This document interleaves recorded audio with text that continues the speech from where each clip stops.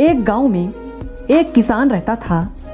एक दिन उसने सोचा कि खेत की बुआई और जुताई का काम तो पूरा हो गया है, चलो ससुराल घूम कर आया जाए। किसान जब ससुराल पहुंचा तो सास ससुर साले साली सभी बड़े खुश हुए। सास ने भी दामाद की अच्छी खातिरदारी की और दाल सब्जी में भी खूब सारा घी डाल कर दिया। भोजन करके दामाद को खूब आनंद आया। उसने फिर सोचा, चलो फसल तो बो ही दी है, फिर क्यों ना ससुराल में और दिन ऐसे ही रहकर बढ़िया बढ़िया भोजन किया जाए। फिर 2-3 दिन बीत गए और दामाद घर से जाने का नाम ही नहीं ले रहा था। तो सास ने सोचा, ऐसे तो दामाद जी सारा घी चट कर जाएंगे और बाकी बच्चों के लिए तो कुछ बचेगा ही नहीं।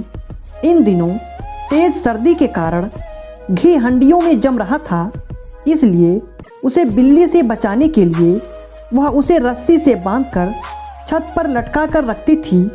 अब उसे एक युक्ति सूझी। जब भी दामाद खाने पर बैठता, सास उस हंडियों को उसके थाली के ऊपर उल्टा कर देती और हटा लेती। इससे दामाद की थाली में एक भी बूंद घी की नहीं गिरती। अब दामाद बहुत परेशान था, पर वह भी बहुत चतुर था और वह सास की सारी चालाकियां समझ रहा था। अगले दिन जब उसकी सास खेत में जानवरों के लिए चारा लेने गई, दामाद ने उस घी की हांडियों को चूल्हे पर रखकर गर्म कर दिया और चुपचाप उस हांडियों को वैसे ही ऊपर रस्सी से बांधकर टांग दिया। अब सास इस बात से तो अनजान थी कि सारा घी अब हांडी में पिघला हुआ है। जब खाने का समय आया तो सास ने घर में खिचड़ी बनाई। दामाद को खिचड़ी थाली में परोस कर दी और बोली, आइए दामाद जी, खिचड़ी खा लीजिए। दामाद जी आकर बैठ गए और सास ने उन्हें थाली में खिचड़ी परोसी। फिर रोज की तरह उसने हांडियां ऊपर से उतारी और दामाद जी के थाली के ऊपर हांडियां उल्टी कर दी। फिर क्या था, सारा का सारा घी दामाद जी के थाली पर ही आ गिरा।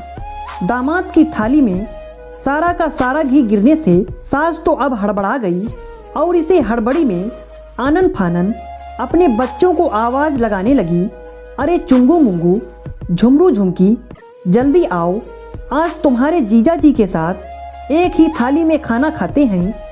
फिर सब उस थाली में ही खाने के लिए बैठ गए और सास ने चालाकी से अपने और अपने बच्चों की तरफ करने के लिए थाली में ही ज़्यादा से ज़्यादा घी अपनी और समेटते हुए बोलने लगी, देखो दामाद जी, मैंने अपनी बेटी को इतना कपड़ा दिया, इतने गहने दिए, इतने बर्तन दिए, मेरी बेटी को दुख पहुंचाया तो अच्छा ना होगा। दामाद भी चालाक था कि घी की डेरी बना बना के समझाने के बहाने सास सारा घी अपनी और अपने बच्चों की ओर समेट रही हैं। फिर दामाद ने तुरंत चालाकी की और सारे घी को अपनी तरफ करके खिचड़ी में घुमा घुमा के बोलने लगा, अरे थारी लड़की को जो कुछ कहे उसे यूं घुमा घुमा के चारों खाने चित कर दूं और खिचड़ी की तरह मुंह में डाल के खा जाऊं। इस तरह सारी घी लगी खिचड़ी दामाद अकेले ही चट कर गया और सास और बच्चे देखते के देखते रह गए। अगर आपको हमारी कहानी अच्छी लगी तो लाइक और शेयर ज़रूर करें और ऐसी ही कहानियाँ सुनने के लिए हमारे चैनल को सब्सक्राइब करना बिल्कुल ना भूलें।